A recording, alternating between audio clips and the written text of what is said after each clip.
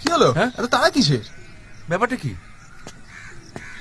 ঠাকুর মশাইয়ের সাথে দেখা হলো। হ্যাঁ। বললো যা কাল রাতে হয়নি তা আজ রাতে হতে পারে, দিনক্ষণ খুব ভালো।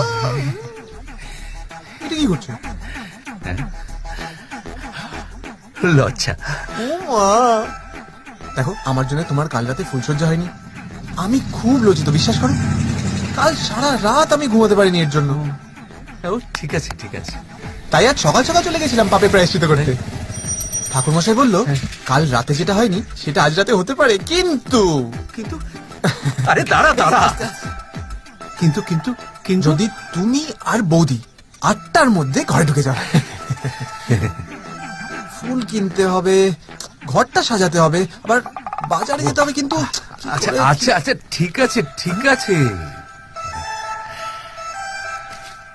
হয়ে যাবে। থ্যাংক ইউ, হ্যাঁ বাই।